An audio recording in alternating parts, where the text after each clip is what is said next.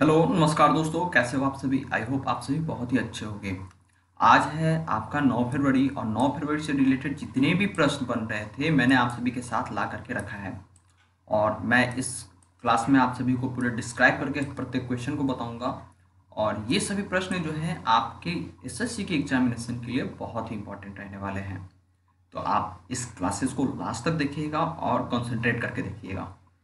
अगर वीडियो पसंद आती है तो क्लास को तो लाइक कर दीजिएगा और अपने दोस्तों के साथ शेयर कर दीजिएगा उन सभी ग्रुप में जो कि स्टडी से रिलेटेड हो। ठीक है, अब चलिए आज का जो पहला प्रश्न है हमारा, हाल ही में उज्ज्वला उत्सव कब मनाया गया। जी हाँ दोस्तों, ये उज्ज्वला उत्सव जो था वो कब मनाया गया, वो आपका 7 फरवरी को मनाया गया है। जी हाँ दोस्तों, अब बात करते हैं उज्ज्वला योजना कहाँ मनाया गया। आखिर कहीं ना कहीं मनाया गया होगा, तो ये कहाँ मनाया गया होगा, तो ये नई दिल्ली में मनाया गया। आखिर किसी ने तो मनाया होगा, तो किसने मनाया, कौन इसके आयोजक थे। तो तेल उद्योग जो थे ये इसके संस्थापक थे, आयोजक थे उज्ज्वला उत्सव का। अगर उज्ज्वला उत्सव में एक गाना भी रिलीज किया गया था, उस गाना का नाम था उज्ज्वला भारत उज्ज्वला, जो कि कैलाश खेर का ये सॉन्ग है। अगर बात करते हैं उज्ज्वला योजना की शुरुआत कब हुई थी, क्योंकि अक्सर ये प्रश्न हमेशा पूछे जाते हैं। तो उज्ज्वला योजना का जो शुरुआत है आपका 1 मई 2016 को नरेंद्र मोदी जी के द्वारा किया गया था। ठीक है, तो देखो जितने भी प्रश्न बनते थे उज्ज्वला योजना से संबंधित मैंने आप सभी को बताया। अब अगला प्रश्न देख लेते हैं।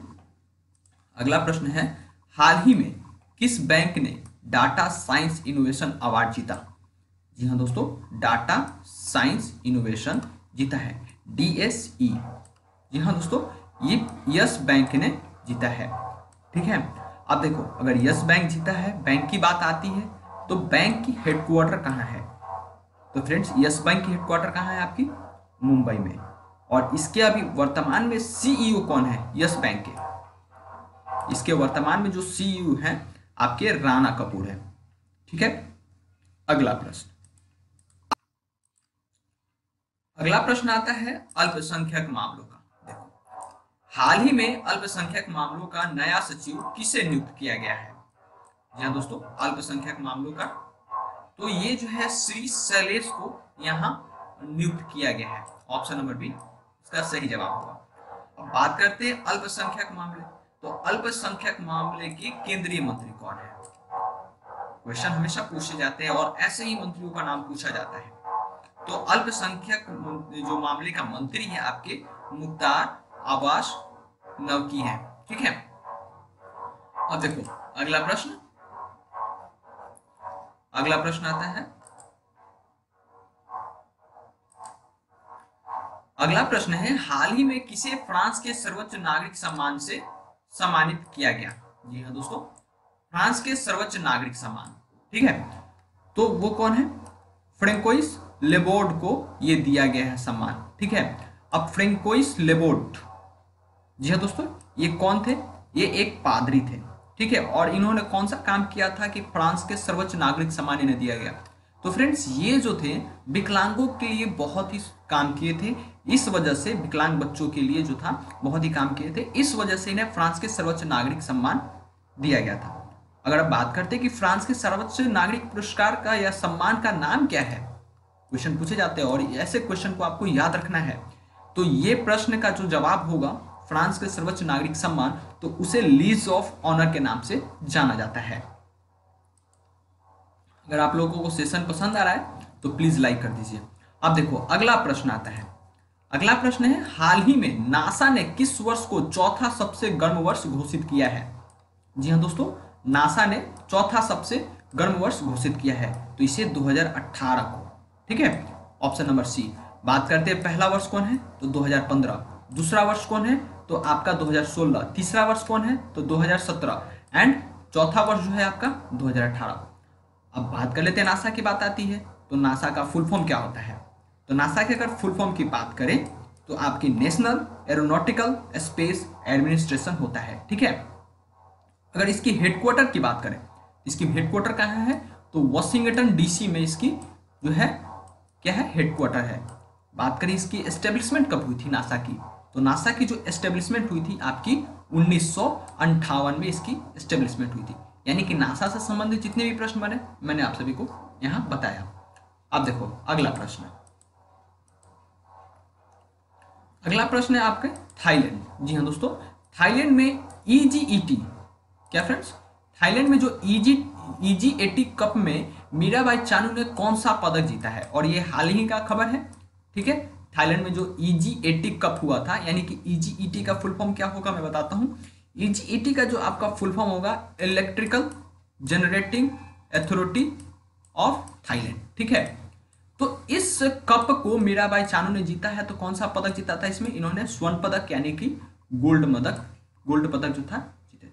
और मीराबाई चानू किस में है, वेट लिफ्टिंग की एक खिलाड़ी है, और ये भारतीय खिलाड़ी है। ठीक है, अब देखो अगला प्रश्न, अगला प्रश्न है हाल ही में भारत के सबसे उम्रदराज हाथी ग्रैनी दक्षायनी, कौन सी, ग्रैनी दक्षायनी का कितना वर्ष की उम्र में निधन हुआ। अब देखो उम्रदराज हाथी की बात हो रही है ग्रैनी दक्षायनी, तो ये 88 वर्ष की उम्र में इसकी जो है मृत्यु हुई थी। ठीक है, अब देखो क्वेश्चन पूछे जा सकते हैं कि भारत के सबसे उम्रदराज हाथी का नाम क्या है, या उसकी उम्र को भी यहाँ पूछा जा सकता है। अगर यही बात करें कि ग्रैनी दक्षायनी जो हाथी थी वो किस राज्य से संबंधित थी, तो वो आपके केरल राज्य में संबंधित थी। और जितने भी वहां पर पूजा त्योहार होते थे पूजा पाठ वाली, इस हाथी का उस पूजे में यूज किया जाता था। अब देखो अगला प्रश्न, अगला प्रश्न है यहाँ पर आप सभी के लिए, हाल ही में अंतरराष्ट्रीय आईपी इंडेक्स 2019 में भारत कौन से स्थान पर रहा। जी हाँ दोस्तों, ये 2019 की बात कर रहा है, तो 2019 में भारत जो था 36वें स्थान पर रहा है।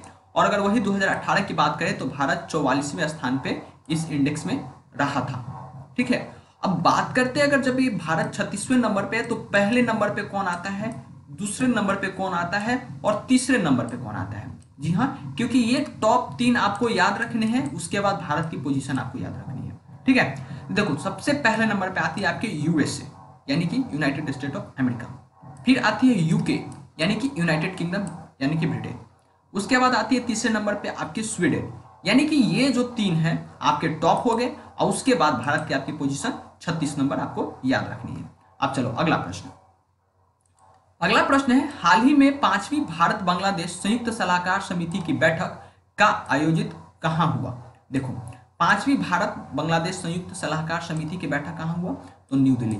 अगर ऐसी कोई भी बैठक आती है दोस्तों, ऐसी कोई भी बैठक आती है तो 80% चांसेज होती है कि उसकी जो बैठक है आपकी न्यू दिल्ली में होगी। ठीक है, 80% चांसेज हो जाती है। अब देखो ये बात आती है बांग्लादेश के लिए, बांग्लादेश से संबंधित प्रश्न है। तो अब बात कर लेते हैं कि बांग्लादेश की कैपिटल कहाँ है। कैपिटल कहाँ है फ्रेंड्स, इसका ढाका। दूसरा प्रश्न आता है बांग्लादेश से संबंधित कि इसकी करेंसी क्या है, तो इसकी करेंसी क्या है, टाका। तीसरा प्रश्न आता है कि इसकी प्रेसिडेंट कौन है, इसकी प्रेसिडेंट कौन है, अभी अब्दुल हमीद। ठीक है, चौथा प्रश्न आता है बांग्लादेश से संबंधित कि इसकी प्राइम मिनिस्टर कौन है, यानी पीएम कौन है, तो पीएम शेख हसीना यहाँ की पीएम है। जी हाँ दोस्तों, जितने भी प्रश्न बने आपके बांग्लादेश से संबंधित मैंने आप सभी का इंपॉर्टेंट प्रश्न जितने भी बने मैंने आप सभी के साथ शेयर किया। अब देखो अगला प्रश्न आता है, हाल ही में किस स्थान की पुलिस ने मोबाइल ऐप डिजी कॉप लॉन्च किया है, तो डिजी कॉप है इस ऐप का नाम, तो इसे चेन्नई पुलिस ने लॉन्च किया है।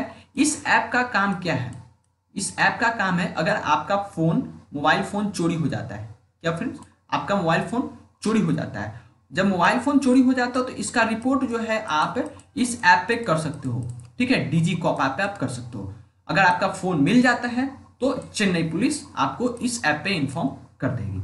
ठीक है, अब देखो अगला प्रश्न आता है, अगला प्रश्न है, ठीक है, अगला प्रश्न है हाल ही में कोलकाता उच्च न्यायालय ने सर्किट पीठ की स्थापना की मंजूरी दी है। ठीक है, तो कहाँ की सर्किट पीठ की मंजूरी दी है, तो ये फ्रेंड देखो दार्जिलिंग, कुछ बिहार, जलपाईगुड़ी, ये तीनों जो है सर्किट पीठ के अंतर्गत ही आती है। लेकिन कोलकाता उच्च न्यायालय ने सर्किट पीठ की स्थापना कहाँ, मंजूरी कहाँ दी है, तो फ्रेंड्स आपका ऑप्शन नंबर सी जलपाईगुड़ी में इन्होंने दिया है। इसका ऑप्शन नंबर सी बिल्कुल सही जवाब होगा। अब बात करते हैं कि कोलकाता उच्च न्यायालय के चीफ जस्टिस कौन है। जी हाँ दोस्तों, बहुत ही आपके इंपॉर्टेंट प्रश्न है आपके कोलकाता उच्च न्यायालय से संबंधित। तो यहाँ के जो आपके सीजे हैं यानी कि चीफ जस्टिस, वो है फ्रेंड्स आपके विश्वनाथ सोमनाथ। ठीक है, विश्वनाथ सोमनाथ यहाँ के चीफ जस्टिस है। अब देख लेते हैं आज का आखिरी प्रश्न। आखिरी प्रश्न है आप सभी के लिए कि हाल ही में भारत अफ्रीका सामरिक आर्थिक सहयोग पर इंटरएक्टिव सेशन का आयोजन कहाँ किया गया? तो फ्रेंड्स ये नई दिल्ली में। देखो मैंने अभी आपको कुछ देर पहले ही बताया था कि अगर कोई भी ऐसी आयोजन की बैठक होती है वो कहाँ होगी? आपकी न्यू दिल्ली में ही होगी। तो देखो फिर से ये ऑप्शन नंबर सेकंड जो है सही हो गया। ठीक है, अब देखो अब बात करते हैं नई दिल्ली में हुआ है भारत अफ्रीका सामरिक सहयोग के इंटरएक्टिव सेशन का आयोजन। तो भारत के वाणिज्यिक मंत्री कौन है एवं उद्योग मंत्री कौन है? तो फ्रेंड्स ये आपके सुरेश प्रभु यहाँ ये मंत्री रहे हैं। ठीक है, और इन्होंने ही इसमें पार्टिसिपेट किया है अफ्रीका सामरिक आर्थिक सहयोग इंटरएक्टिव में। ठीक है, अब देखो बात कर लेते हैं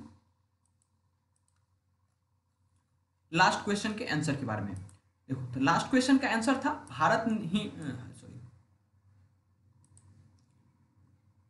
हाल ही में इसरो ने GSAT-31 को कहां से लॉन्च किया?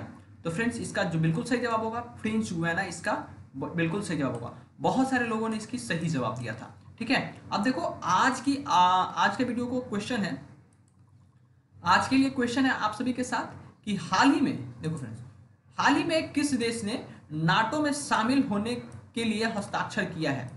ठीक है, किस देश ने अभी नाटो में शामिल होने के लिए हस्ताक्षर किया है? तो फ्रेंड्स इसका आपको सही जवाब नीचे कमेंट सेक्शन में देना है, और इस वीडियो को पसंद आती है तो इसे लाइक कर दीजिएगा और अपने सभी उन ग्रुप में शेयर कर दीजिएगा जो कि आपकी स्टडी से रिलेटेड हो। ठीक है, मिलते हैं आप सभी से कल की क्लास में। Thank you.